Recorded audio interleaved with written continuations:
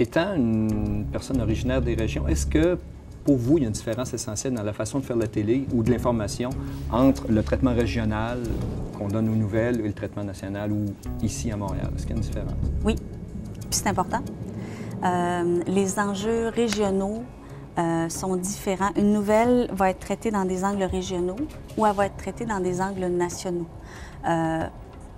Ce qui est très important au conseil municipal de Moncton, par exemple, c'est super important à Fredericton pour les gens de l'Acadie. Puis c'est important de parler du conseiller qui a une opposition forte par rapport à un projet. C'est super important. Par contre, quand les gens de Toronto entendent quelque chose sur la région de Moncton, ils vont plutôt vouloir voir si le prix du homard va être plus élevé cette année. C'est ni l'un ni l'autre est meilleur ou pire, ils sont importants tous les deux. Mais il faut toujours, c'est tout simplement de penser à quel public on s'adresse et qu'est-ce qu'il veut savoir.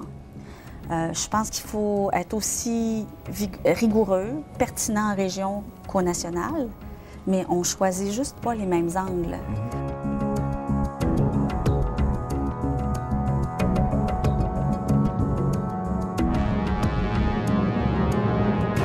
Les places en haut, là, au top, il n'y en a pas 20, il n'y en a pas 30, puis tout le monde les veut toujours. Mais en général, dans ce métier-là, de façon incroyable maintenant, il manque de gens de talent. Les patrons se démènent pour trouver des vrais bons reporters. Il n'y en a pas trop. Il y a beaucoup de gens qui font la job, mais des bons, là, puis les bons, ils vont les pousser, puis ils vont les faire monter, puis ils vont leur donner de l'expérience. Il y en a de la place dans le job. Quelqu'un qui est vraiment passionné, qui est bon, il y en a de la place. Alors, avant, c'était moins structuré, mais maintenant, les patrons en région choisissent leur personnel avec les patrons de Montréal. Ah, OK. Ah, il y a une espèce de caution qui vient là, il y a de là. l'avenir. C'est quelqu'un qui va, OK, il commence là, on va le faire remplacer. Ces gens-là, il faut les entraîner, il faut leur montrer le métier, il faut qu'ils prennent leur expérience. C'est bien que ce soit comme ça. Non, je pense que c'est encore beaucoup comme ça. Pour les jobs de journalistes, c'est sûr qu'il y a tellement besoin de main-d'œuvre dans les grandes stations maintenant. Tu as des gens qui sortent du cégep de l'université qui vont commencer à la rédaction à Montréal. Ils sont rédacteurs. Mais s'ils veulent être journalistes, souvent, ils vont leur dire « Va-t'en en région 6 mois, 1 an, 2 ans. » Ah ouais, c'est pas... Ah, c'est un passage. Ça existe, sinon, la centralisation à Montréal, on s'entend. Je veux dire, l'idée que la ville de... Nous autres, on dit à Montréal, ça existe. C'est la grosse ville. C'est là que le quête se passe, on s'entend. Tu fais tes classes en région.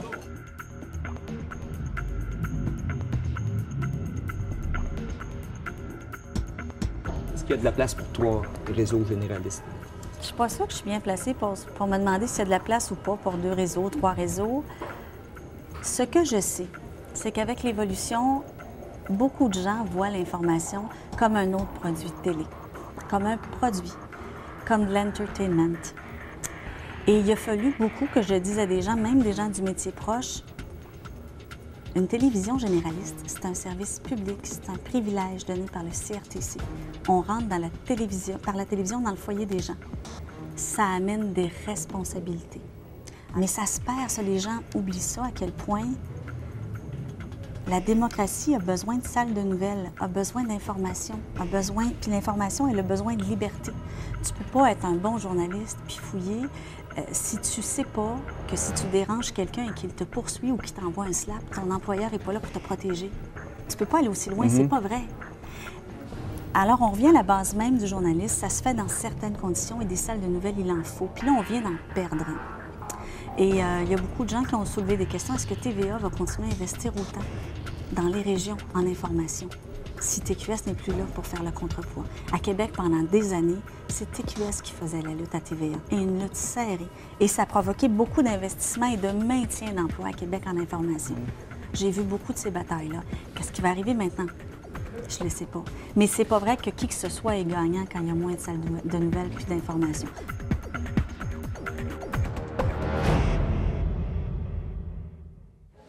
Il y a différentes chaînes, puis tu as un paquet de groupes canadiens, américains, puis tout le monde est sur le même événement, tout le monde court partout de façon à avoir la nouvelle la plus proche, la plus factuelle possible. Y a-t-il une collaboration ou c'est vraiment chasse gardée du genre je l'ai trouvé puis ils vont s'organiser avec les Ça dépend où, ça dépend quoi. OK. Quand tu débarques chez les Américains, avec les grosses chaînes sont là, quand le morning show d'NBC a booké un invité, écoute, il y a des gardiens de sécurité pour le faire entrer puis sortir puis s'assurer que personne n'y parle. Il n'y a personne qui est invité là. Quand tu débarques aux attentats à Londres, puis là, écoute, il y a comme une vingtaine de victimes, donc de familles qui cherchent, mais il y a 200 journalistes de partout sur la planète. Des Australiens, des Japonais, des Chinois. Personne ne parle la même langue, mais tout le monde se débrouille en anglais.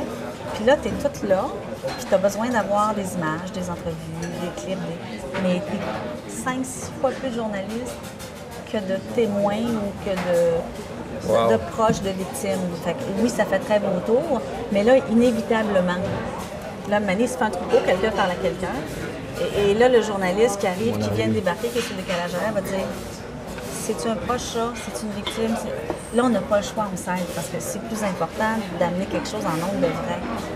Mais ça devient vraiment tu retournes aux journalistes de tout début, c'est... Mais là, il y a de l'entraide. Oui, OK.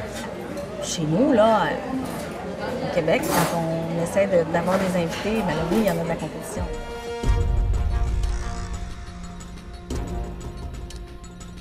Il y a des différences. L'auditeur moyen sent une différence dans le traitement de la nouvelle chez TVA, ici à la SRC. Comment ça se traduit pour celui ou celle qui est artisan de la nouvelle, c'est-à-dire qui l'a choisi, qui l'annonce? Les gens pensent beaucoup qu'il y a des directives très claires et de la censure dans les médias. Mon expérience, c'est que c'est rarement dit. On le fait soi-même. Quelqu'un qui est dans un empire, par exemple, n'aura pas besoin de se faire dire « Attention à l'angle que tu vas donner à telle ou telle nouvelle ». Il va se l'imposer lui-même parce qu'on est tous conscients de l'environnement. Et ça, c'est sournois, c'est plus dangereux encore. Mais des directives dites, il n'y en a pas beaucoup. Mais oui, selon les différents réseaux, le public est différent, le mandat est différent, les moyens sont différents. Mais il y a une réflexion autre. Il y a des questions autres qui se posent. Des questions d'équilibre. Est-ce qu'on a donné trop de place à un invité d'un parti? Est-ce qu'on a trop montré une idée? Est-ce qu'on a pensé à montrer l'envers de la médaille? Est-ce qu'on a bien fait nos recherches? En ondes, même si on est en direct, avant d'annoncer le décès de quelqu'un ou certaines nouvelles délicates, c'est dans toutes les entrevues à Radio-Canada. Il te faut combien de sources? Toutes les entrevues que j'ai passées, je ne me rappelle pas qu'on m'a demandé ça ailleurs. Okay. Il y a des protocoles très clairs. Est-ce qu'on diffuse telle image ou non? Ici, on se pose ces questions-là, puis on les évalue. Pour un journaliste qui a hâte de sortir la nouvelle, ça peut être bien frustrant. Mais à long terme, pour remplir notre mandat à nous, je pense que c'est important. C'est sûr qu'ici, on a un mandat aussi, on le sait très bien, nos forces, c'est l'international. Nos forces, c'est des gens sur le terrain à la grandeur du pays. Et ça, on l'exploite bien, puis c'est dans notre mandat. Il y a certaines réunions politiques ou la période des questions à la Chambre des communes. Pour le privé, peut-être que c'est moins porteur à l'antenne. Mais nous, c'est notre mandat. Alors ça fait partie des différences. Je pense que c'est important qu'il y en ait pour tout le monde et que cette diversité-là, elle continue. Est-ce qu'il n'y a pas un abus de l'information d'opinion? Où vous situez-vous dans ce débat-là? Ce qui serait le plus important, puis je ne sais pas à quel point c'est faisable, c'est que les gens distinguent les deux. Si c'est des produits qui se vendent, que les gens aiment, qu'ils écoutent, on ne peut rien dire contre ça, l'infotainment, comme on l'appelle, ou de l'opinion. Là où c'est délicat, c'est quand c'est tellement bien caché que c'est difficile de faire la nuance et que le public fait peut-être moins la nuance. Il faut dire que le public, il en a vu, il est informé, il s'informe de plein de sources, il est sur Internet, il regarde des bulletins européens, américains, alors il est beaucoup plus au fait de la mécanique, puis des gens, puis des tendances qu'on le pense. Faut pas sous-estimer à quel point ils comprennent ce qui se passe, puis ils comprennent les coulisses. Mais quand même, c'est juste que quand arrive un ancien politicien qui est encore député, mais qui arrive en ondes et qui fait du commentaire politique, de l'analyse, c'est le mélange des genres et c'est le sur la ligne qui est très, très dangereux puis qui, des fois, nous nuit à nous autres. Parce que les autres journalistes, ceux qu'on veut interviewer, s'attendent à ça ou pensent qu'on est comme ça ou pensent qu'on fait comme ça, alors que nous autres, on est restreints à des codes et des règles tellement différents. Oui, pour nous autres, c'est délicat. Mais tant que c'est clair, ça va. Mais oui, il y a une tendance à en ratisser large. Et même chez nous, dans certaines émissions, à certains moments, il y a eu des pressions pour qu'on soit plus punch, pour qu'on soit plus provocateur.